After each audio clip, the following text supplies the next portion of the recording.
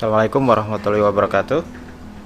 Selamat datang di pembelajaran daring Unidakul di Universitas Juanda Bogor.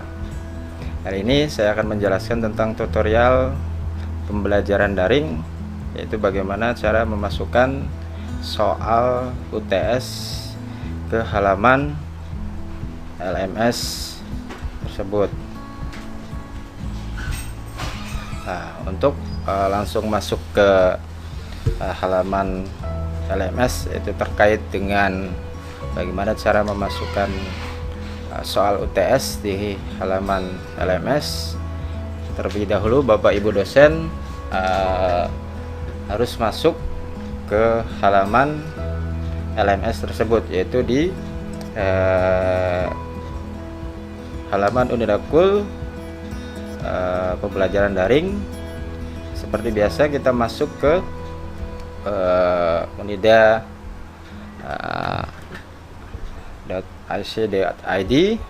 Nanti akan temukan halaman, yaitu terkait dengan halaman situs atau rumah LMS Universitas Juanda Bogor. Selanjutnya nanti Bapak temukan yaitu langsung masuk ke login. Nah, login ini Bapak harus masukkan username dan password Bapak Ibu dosen untuk masuk atau melihat halaman kursus tentang materi-materi apa saja yang Bapak Ibu dosen ajar. Nah, selanjutnya akan muncul halaman-halaman seperti ini, yaitu selamat datang di Universitas Juanda Center of Learning Unidakul. Nah, di sini ada beberapa halaman, yaitu terkait dengan kursus yang Bapak Ibu ikuti, yaitu terkait dengan materi-materi pembelajaran.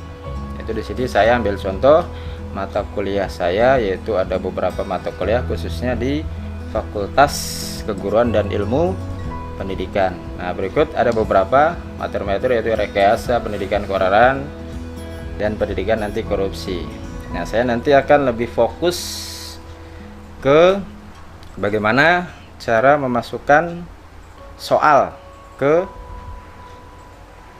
halaman LMS ini. Saya ambil contoh masuk ke materi pembelajaran atau pendidikan kewarganegaraan. Kita klik, nanti akan muncul halaman-halaman seperti ini. Ini sudah ada Bapak Ibu dosen, yaitu terkait dengan materi-materinya, yaitu materi 1, materi 2, materi 3 sampai pada materi 67. Dan saya juga sebenarnya sudah mencantumkan soal UTS PKN-nya. Tapi di sini saya akan mencoba untuk memberikan contoh bagaimana sih cara memasukkan soal UTS di halaman ini. Nah, ini ada beberapa halaman yang terkait dengan, mungkin di halaman Bapak Ibu dosen juga di kolom kursusnya itu ada topik 1, topik 2 sampai dengan topik berapa di halaman ini. Nah, saya ambil contoh di sini, saya klik.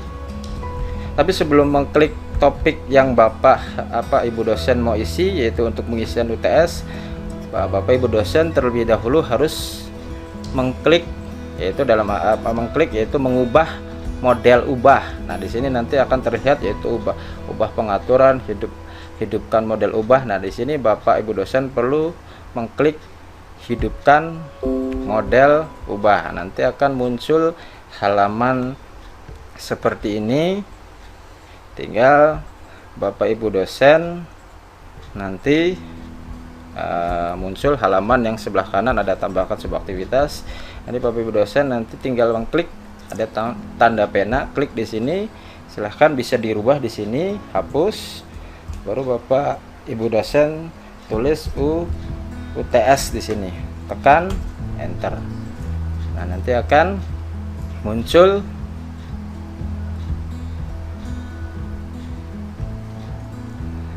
tanda seperti ini.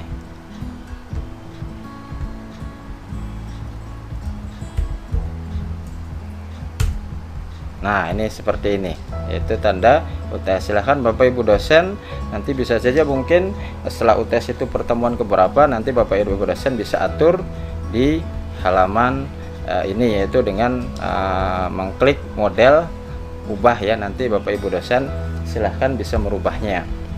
Nah, selanjutnya adalah bagaimana cara membuat soal UTS di halaman UTS ini. Bapak Ibu dosen tinggal mengklik kanan, nanti akan muncul beberapa aktivitas di halaman ini. Bapak Ibu dosen juga bisa mengisi soal UTS itu di beberapa lembar aktivitas atau folder aktivitas ini. Bisa halaman yang pada assessment dan lain sebagainya, bisa juga terkait dengan kuis, bisa juga terkait dengan file dan lain sebagainya. Bapak tinggal tujuannya untuk membuat UTS itu masuk ke aktivitas apa. Nah, kebetulan di dalam tutorial kali ini saya menjelaskan bagaimana cara memasukkan soal UTS ini, yaitu khususnya di kuis. Nah, jadi saya lebih fokus ke bagaimana cara memasukkan materi UTS ini di halaman atau aktivitas kuis. Tinggal nanti Bapak Ibu dosen klik aktivitas kuis ini di aktivitas. Nah, tinggal klik, terus Bapak Ibu dosen langsung klik juga yang halaman berikutnya, yaitu yang di situ ada tulisan tambah. Nah, nanti akan muncul halaman seperti ini.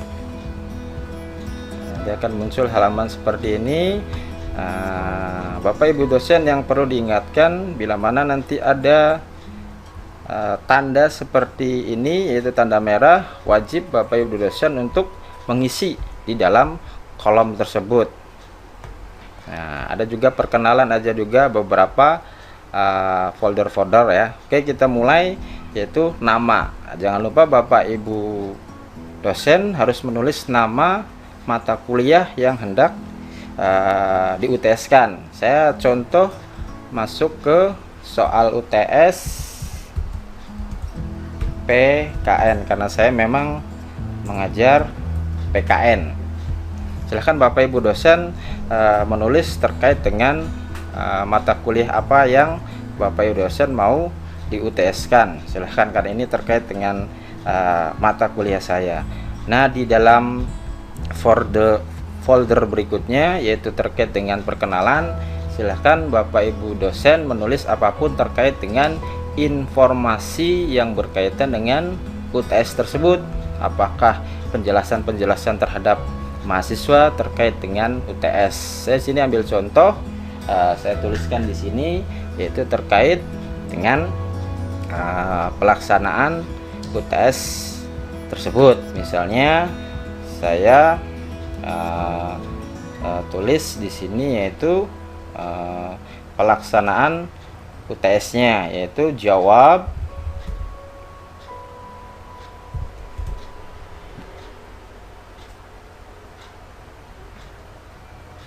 dan kerjakan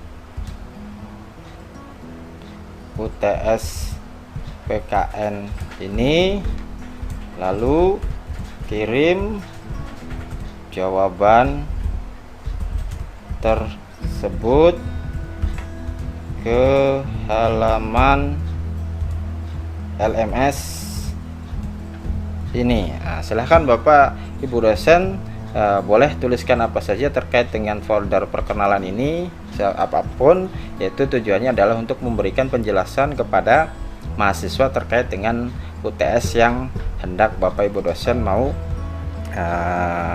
lakukan ya. Nah, jangan lupa di dalam tulisan di folder perkenalan ini Bapak Ibu dosen harus menconteng, yaitu tampilkan deskripsi ini apabila kepengen ditampilkan dalam lembar kursus atau kursus halaman di depan UTS itu akan muncul. Nah, ini yang paling penting adalah timing atau yang kita kenal dengan waktu ya Bapak Ibu dosen. Silahkan juga ada beberapa folder tulisan di sini, tidak semuanya Bapak Ibu dosen harus isi ya. Bapak Ibu dosen harus pahami tentang folder-folder ini, mana folder yang perlu diisi dan mana folder juga yang perlu tidak diisi. Nah, yang di beberapa folder ini cuman saya kasih contoh folder mana yang saya akan isi. Yang pertama adalah terkait dengan waktu ya. Nah, ini Bapak Ibu dosen harus benar-benar memperhatikan waktu, karena ini terkait dengan penyelenggaraan UTS dan akhir dari UTS. Sambil contoh yaitu terkait dengan materi UTS atau penyelenggaraan UTS itu yang berbentuk dengan kuis ini dilaksanakan pada hari apa, waktunya dan tanggalnya. Itu sangat penting karena memang siswa bisa melihat secara langsung di halaman LMS ini, yaitu waktu penyelenggaraan UTS atau jam berapa UTS ini dimulai. Bapak Ibu dosen harus terlebih dahulu mengklik aktifkan. Ya, nanti akan muncul seperti ini. Sambil contoh misalnya Bapak Ibu dosen untuk penyelenggaraan UTS itu dimulai di hari apa atau tanggal berapa. Ini nanti Bapak Ibu dosen bisa sesuaikan ya tanggalnya, misalnya hari Selasa tanggal apa. Nah, Bapak Ibu dosen mengklik di sini. Saya ambil contoh di tanggal 3 ya, April tahun 2020 dan jamnya. Bapak Ibu dosen harus benar-benar menentukan, disesuaikan dengan jadwal ujian UTS itu. Saya contoh di PKN itu di hari tanggal 3, saya contoh di jam 10 dan dimulai ya Bapak Ibu dosen, yaitu jam 10.00, yaitu jam 10.00. Nah, kita aktifkan di sini, sudah aktifkan. Jadi yang paling penting adalah bahwa jadwal dimulainya UTS itu jam 10. Nah, berikutnya adalah di kuis akhir atau UTS yang berbentuk kuis akhir ini berakhir pada jam berapa. Itu juga Bapak Ibu dosen harus perhatikan. Kita aktifkan dulu di tombol di halaman di folder aktifkan ini. Nah, silahkan Bapak Ibu dosen juga harus diisi, yaitu akhir. Nah, yang paling diperhatikan juga di dalam pengisian di UTS kuis akhir ini, Bapak harus dosen melihat beban SKS dari mata kuliah itu. Misalnya kalau di saya, yaitu di PKN itu bebannya adalah 2 SKS ya, 2 SKS. Jadi paling lamanya adalah 1 jam 30 atau 1 jam 30 menit. Silahkan tergantung dari perkiraan dari Bapak Ibu dosen terkait dengan akhir dari UTS itu. Nah, saya ambil contoh di sini yaitu mulai jam 10 saya akan akhiri dari jam 11.30. Jadi jadwal di dalam mengerjakan soal UTS itu 1 jam 30 menit. Nah, aktifkan. Nah, nanti nanti akan dia secara otomatis di dalam waktu pengerjaan UTS itu nanti mahasiswa hanya bisa membuka kuis UTS ini di jam 10 tepat. Di sebelum jam 10 otomatis tidak akan bisa terbuka halaman atau tampilan UTS ini. Dan yang paling penting adalah mahasiswa juga tidak bisa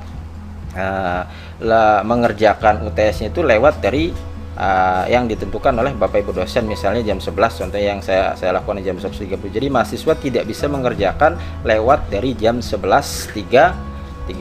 Jadi memang di dalam pengerjaan UTS ini akan teratur. Jadi di tepat jam 10 dan selesai juga harus tepat, yaitu jam 11.30. Nah, selanjutnya silahkan Bapak Ibu juga terkait dengan folder time limit. Time limit itu sebenarnya hampir sama ya dengan akhir dari UTS atau kuis UTS ini berakhir. Jadi saya dalam hal ini tidak memakai ini, tapi silahkan saja Bapak Ibu dosen juga kalau mau menggunakannya, tinggal nanti kuis akhirnya ini dihilangkan. Terus Bapak Ibu dosen misalnya saya aktifkan di sini, yaitu menjadi misalnya waktu pengerjaannya itu misalnya 90 menit. Silahkan ini juga tidak usah ditulisin. Jadi otomatis di dalam pengerjaan itu dilakukan hanya 90 menit. Oke ya. Oke, terkait dengan time limit. Jadi akhirnya saya tidak ini karena memang saya tidak memakainya. Nah, untuk hal-hal yang lain terkait dengan folder ini, yaitu tentang susun grace periode, Bapak Ibu juga silahkan bisa melakukannya dengan beberapa cara. Misalnya di sini saya tuliskan ini open practical dan lain sebagainya, silahkan Bapak isi. Terkait dengan nilai juga silahkan Bapak Ibu dosen bisa menggunakannya. Misalnya kategori nilainya Bapak Ibu dosen di sini ada bisa mengklik itu tanpa kategori. Terus nilai untuk lulus dalam UTS ini silahkan Bapak Ibu dosen juga bisa memilih tergantung dari kriteria Bapak Ibu dosen, misalnya 100 atau juga bisa juga dalam satu soal UTS misalnya Bapak Ibu dosen itu melakukan membuat sebuah soal itu ada 5 atau 10, silahkan dalam satu soal itu Bapak Ibu dosen bisa mengklik 10 rata-ratanya atau nilai untuk lulusnya, atau 100% tergantung dari Bapak Ibu dosen untuk ini. Nah, untuk percobaan menjawab silahkan tidak terbatas, bisa juga dilakukan oleh Bapak Ibu dosen, bisa juga percobaan menjawabnya itu dilakukan satu. Ini terkait dengan bagaimana siswa itu mencoba untuk menjawab terkait dengan soal-soal yang Bapak Ibu dosen akan kerjakan ya, atau isikan di dalam ini. Silahkan, ini ada beberapa nilai tertinggi juga, ada ayat, question, behavior, tapi untuk saya untuk follower ini saya tidak isi ya, karena memang ini hanya sebatas ini. Nanti kita belum masuk kepada konteks apa sih yang mau kita isi dalam UTS itu, karena di dalam kuis ini ada beberapa bentuk folder, yaitu terkait dengan soal UTS itu apakah berbentuk pilihan ganda atau esai atau isian singkat. Nah, ini ada beberapa teks ya, layout. Silahkan Bapak Ibu ini question behavior ini terkait dengan bagaimana penilaian tentang sikap, karena di dalam UTS ini saya tidak melakukan. Oke, kalau sudah Bapak Ibu dosen boleh mengklik ya, mengklik.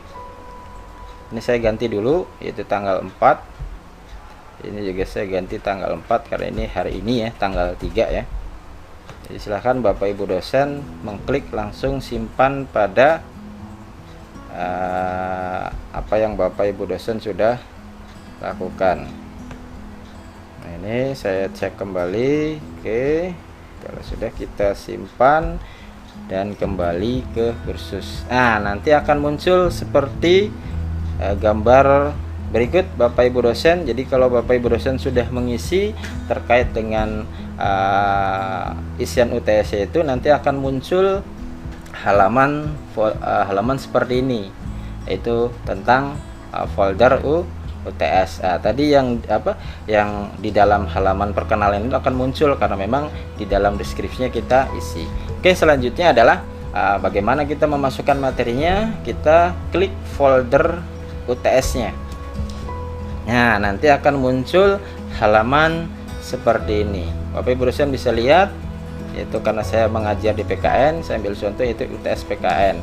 Itu jawab kerjakan dari sini, mengirim jawaban tersebut ke halaman ini. Jadi terkait dengan folder yang tadi saya centang itu untuk terkait dengan pengetahuan dari mahasiswa. Nah, setelah muncul folder ini, silahkan Bapak Ibu dosen klik edit, karena memang soal UTS ini belum kita masukkan. Oke, edit quiz, kita klik Bapak Ibu dosen. Nah, nanti akan muncul halaman seperti ini, yaitu editing quiz UTS PKN, itu opennya jam 4, pelaksanaannya itu tanggal 4, maaf Bapak Ibu dosen, itu jam 10. Nah, ini nilai tertingginya, silahkan Bapak Ibu dosen isi, silahkan kriteria terkait dengan kriteria kelulusan dari siswa itu. Misalnya saya ambil contoh, bisa juga yaitu ditulis 100, silahkan, atau juga bisa juga yang tadi saya sebutkan dari awal, yaitu bisa juga 10, tergantung dari banyaknya soal yang Bapak Ibu dosen hendak isi. Nah, baru kita lihat ini di kolom pertanyaan, silahkan Bapak Ibu dosen juga mau tipe soal atau pertanyaan ini bisa dikocok atau di random ya. Kalau Bapak yang menginginkan seperti itu, nanti tinggal Bapak Ibu dosen mengklik tanda ini. Jangan lupa Bapak Ibu dosen untuk menyimpan ya. Misalnya saya di sini contoh adalah 100, tinggal simpan. Nah, nanti akan muncul seperti ini. Nah, makanya kita di dalam folder ini belum melakukan isian soal UTS-nya ya. Nah, makanya dari sini Bapak Ibu dosen harus mengklik yaitu ADD. Nanti akan muncul seperti ini. A new question atau from question bank dan lain sebagainya. Kalau misalnya Bapak Ibu dosen sudah menyimpan beberapa soal di dalam PC komputer atau laptop Bapak Ibu, tinggal Bapak Ibu dosen bisa mengklik question bank ini. Tapi kalau memang belum, silahkan Bapak Ibu dosen mengklik new question, jadi untuk membuat soal. Nah, setelah Bapak Ibu dosen mengklik tadi, muncul akan folder yaitu terkait dengan soal-soal yang hendak Bapak Ibu dosen mau isi. Ini ada beberapa soal yaitu pilihan ganda, true false, matching, short answer, dan numerical. Ini beberapa pilihan-pilihan soal-soal yang akan Bapak Ibu dosen masukkan ya. Nah, ini ada pilihan ganda. Silahkan Bapak Ibu dosen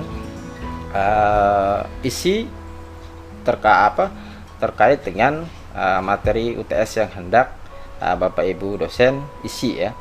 Apakah pilihan ganda, true, atau short answer dan lain sebagainya. Nah, di dalam tutorial kali ini saya hanya fokus kepada bagaimana memasukkan soal UTS itu ke short answer atau kita kenal dengan isian singkat atau jawaban singkat. Mungkin nanti ada tutorial lainnya yaitu terkait dengan bagaimana cara memasukkan soal-soal di pilihan ganda, true false, matching, short answer, numerical dan lain sebagainya atau esai. Nah, saya di sini tutorial di sini saya hanya berfokus atau fokus kepada bagaimana cara memasukkan soal UTS di halaman short answer. Oke, kita klik. Jangan lupa kalau Bapak Ibu dosen hendak melakukan atau memasukkan soal UTS berkaitan dengan short answer yaitu isian singkat atau pertanyaan singkat. Jadi terkait short answer itu adalah isian singkat ya. Bapak Ibu dosen mungkin lebih tahu atau paham bagaimana cara membuat isian singkat, misalnya beberapa pertanyaan yang hanya dijawab oleh mahasiswa itu dengan jawaban singkat terkait dengan short answer. Oke, kita klik tambah. Kita klik tambah. Ini akan muncul halaman. Nah, nanti akan muncul halaman seperti ini. Nah, lagi-lagi saya ingatkan Bapak Ibu dosen yang perlu diperhatikan adalah wajib mengisi di tanda merah ini ya. Karena kalau memang Bapak Ibu dosen tidak mengisi, otomatis tidak bisa masuk ke halaman berikutnya. Jadi ini sangat penting mengisi tanda merah seperti ini. Nah, nanti ini akan muncul, makanya di sini pengaturan awal untuk mata kuliah PKN. Karena memang PKN itu salah satunya saya mengajar, koordinatornya adalah Pak Martin. Jadi saya seperti ini. Silahkan Bapak Ibu juga bisa mengganti seperti apa. Silahkan, karena memang ada seperti ini. Karena ini terkait dengan materi saya atau saya mengajar di mata kuliah MKU yaitu mata kuliah pendidikan kewarganegaraan. Jadi saya tidak ganti seperti ini saja, tapi Bapak dosen silahkan mau mengganti karena ini terkait dengan pelaksanaan UTS dengan mata kuliah Bapak Ibu dosen yang hendak dilakukan ya. Kayak kalau saya masuk di UTS PKN. Oke, selanjutnya kita nama, jangan lupa isi nama soalnya itu adalah isian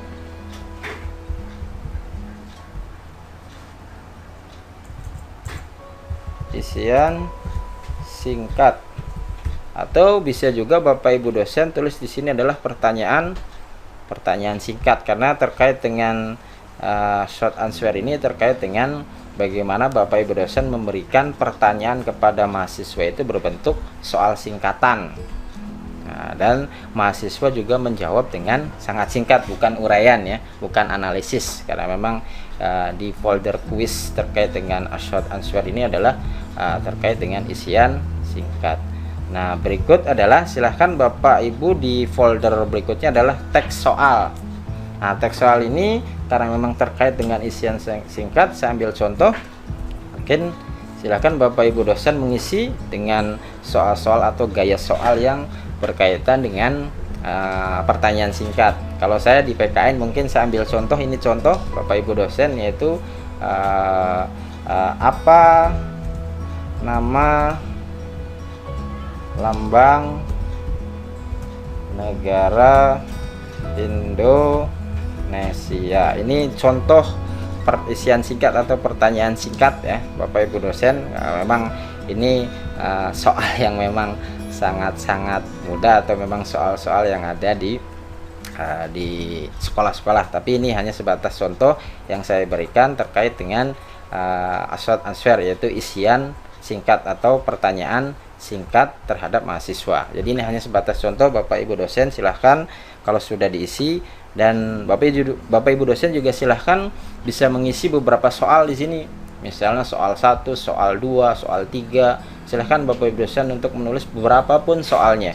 10, 5 silahkan di berikutnya. Misalnya kedua, ketiga, silahkan Bapak Ibu dosen mengisi isian teks soal tersebut. Nah, saya ambil contoh, ini hanya sebatas contoh. Saya ambil cuman satu soal terkait dengan tes soalnya.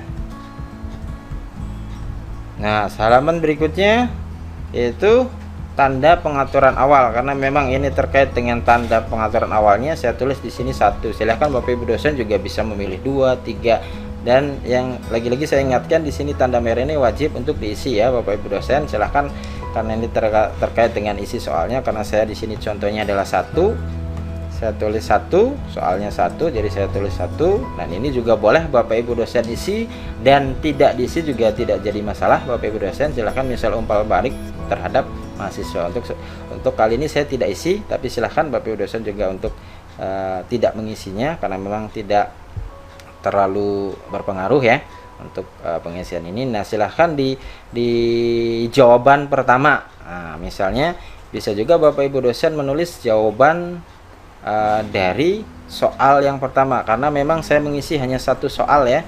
Jadi saya tulis di sini jawaban pertamanya adalah Garuda. Nah, silahkan Bapak Ibu dosen mengisi nilainya apa, karena memang tadi di halaman pertama ini terkait dengan nilai tertingginya adalah 100. Silahkan Bapak Ibu dosen tulis di sini nilainya 100 ya, apabila jawaban yang diisi oleh mahasiswa itu benar atau betul. Nah, umpan baliknya silahkan Bapak Ibu dosen isi terkait dengan umpan balik terhadap mahasiswa. Nah, answer yang kedua itu, karena saya mengisi di sini cuman hanya satu soal. Kalau Bapak Ibu dosen misalnya ada 2, ada 3, berarti jawaban answer keduanya Bapak bisa isi di sini. Karena saya hanya 1, jadi saya di sini saya tuliskan answer jawabannya 1. Jadi ini untuk sebagai tolak ukur Bapak Ibu dosen terkait dengan jawabannya. Apabila jawaban siswa atau mahasiswa itu betul, nanti poin nilainya adalah 100. Tapi apabila jawaban mahasiswa itu salah, nanti akan nilainya adalah kosong. Selanjutnya adalah answer kedua, answer ketiga. Ini terkait dengan soal yang di atas Bapak Ibu dosen ya. Terkait dengan soal di atas, apa nama, karena memang saya soalnya 1, jadi jawabannya adalah 1. Nah, ini jawaban 1. Tapi kalau Bapak Ibu dosen terkait dengan soalnya ada 3 atau 4, nah ya memang harus dijawab di kolom answer atau jawabannya adalah 4 juga. Nah, di dalam folder ini cuma ada 3. Jadi kalau Bapak Ibu dosen misalnya ada 10 soal dan answernya di sini ada 3, ada jawabannya atau umpan baliknya ada 3, Bapak Ibu dosen tinggal menambahkan di sini. Bisa answer ke-4, ke-5, ke-6, tinggal klik di sini saja. Coba kita klik. Nah, nanti akan muncul halaman seperti ini. Dia akan menambah sendiri. Tadi kan 3, nah sekarang ada 4 sampai 5, tergantung dari isi soalnya Bapak Ibu dosen. Nah, karena memang saya terkait 1, nah ini 1. Tadi kan di kolom pertama sebelum saya rubah ada 3 atau 4, sekarang ada 5 jawaban sampai 6. Nah, kalau sudah selesai, karena ini hanya contoh Bapak Ibu dosen, kita klik di sini simpan perubahan. Nah, nanti akan muncul seperti ini Bapak Ibu dosen, yaitu soalnya seperti ini. Nah, ini nilainya untuk pertanyaan. Apabila Bapak Ibu dosen mau menambahkan, silahkan Bapak Ibu dosen juga lihat seperti ini. Nah, nanti akan timbul pertanyaan bagi Bapak Ibu dosen. Nah, bagaimana cara melihat mahasiswa itu mengerjakan atau hasilnya? Melihat pengerjaan dari mahasiswa terkait dengan soal yang Bapak Ibu dosen sudah masukkan di soal UTS terkait dengan kuis tersebut. Bapak Ibu dosen bisa mengubah pilihan Bapak Ibu dosen ada di sini di atas sini. Untuk mengubah, untuk melihatnya, yaitu klik. Bapak Ibu dosen bisa mengubah menjadi ganti peran ya. Bisa Bapak Ibu dosen juga bisa berganti peran menjadi mahasiswa. Karena ini contoh, karena untuk melihat bagaimana cara melihat jawaban dari mahasiswa. Kita coba klik ganti peran, nanti akan muncul halaman seperti ini. Saya pengajar, ada juga dan lain-lain. Coba Bapak klik terkait dengan siswa. Nah, nanti akan muncul seperti ini, lanjut. Nah, ini nanti akan muncul. Nah, karena berhubung belum bisa dilihat ini Bapak Ibu dosen, karena memang UTS kuis dengan ini belum bisa dilakukan, karena UTS ini pelaksananya besok. Jadi belum ada jawaban dari mahasiswa. Dan kalau memang UTS ini sudah ada jawaban dari mahasiswa, di folder ini akan muncul jawaban-jawaban dari mahasiswa terkait dengan soal-soal yang Bapak Ibu dosen akan lakukan. Di sini folder ini akan muncul jawaban-jawaban dari mahasiswa. Karena ini saya contohkan sudah klik ke halaman mahasiswa. Oke, kita kembali lagi. Yaitu ke folder selanjutnya. Nah, ini saya simpan dulu, simpan perubahannya. Oke, kita balik lagi. Tes kembali. Nah, nanti di sini kita masuk ke soal. Nah, Bapak Ibu dosen, nanti kalau Bapak Ibu dosen sudah menulis, nanti bisa lihat dari bank soalnya di sini akan muncul. Nah, di sini Bapak Ibu dosen sudah pernah membuat soal-soal terkait dengan soal-soal materi akan muncul di sini. Misalnya Bapak Ibu dosen juga sudah membuat, atau bisa juga mengimpor misalnya Bapak Ibu dosen sudah ada di halaman di laptop Bapak Ibu dosen, tinggal impor saja. Nah, itu terkait dengan hal-hal yang ada di dalam pengisian UTS.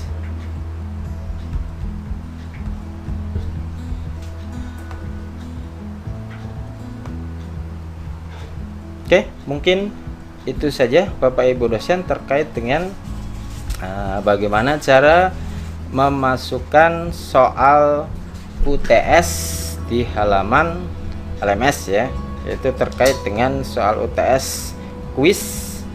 Karena memang saya fokusnya di Good Answer, yaitu isian singkat.